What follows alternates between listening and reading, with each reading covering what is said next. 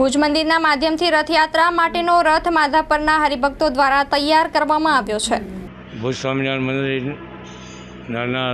મંદિરના તાબાની અંદર આવતા મંદિરોનું નવા નિર્માણ થતા હોય ત્યારે એના ઉત્સવ રૂપે દરેક હરિભક્તો ઉમંગભેર ભાગ લેતા હોય, એની અંદર દરેક અલગ અલગ રીતે કાર્ય કરતા હોય।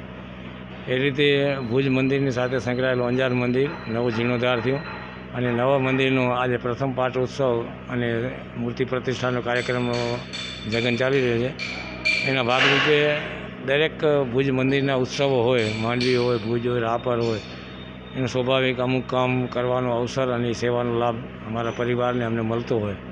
એના ભાગરૂપે આજે પણ આ જગન આવતીકાલે જે શોભાયાત્રા નીકળશે એની અંદર ભુજ મંદિરના માધ્યમથી જે રથયાત્રા નીકળશે એમાં ભગવાનને બેસાડવાનું રથજી છે એ માધાપરના અમારા યુવક મંડળ, હરિભક્તો, મહિલા મંડળ સૌ સાથે મળી અમારો પરિવાર અને મારી સાથે જોડાયેલા દરેક એવા કારીગરો સૌ સાથે મળીને રથનું નિર્માણ કરતા હોય। આજે બપોરે આ રથ જશે અને કાલે 4 વાગે ભુજની અંજાર રસ્તા ઉપર જે શોભાયાત્રા નીકળશે ભગવાન સ્વામિનારાયણની, ઘનશ્યામ મહારાજની, અમારા ગાદીપતિ કૌશલેન્દ્ર મહારાજની, આ સૌ સાથે મળી અને ઉત્સાહભેર આ હિન્દુ સનાતન ધર્મનો એક ઉત્સવ હોય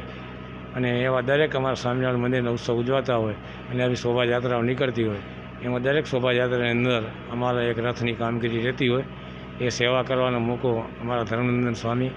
અને ભુજના કોઠારી સ્વામીઓ અને ખીમજી ભગત, દેવપ્રકાશ સ્વામી સાથે મળી અને આ સેવા અમને આપતા કરવા માટેની એથી એમને પણ હું ખૂબ ખૂબ આભાર માનું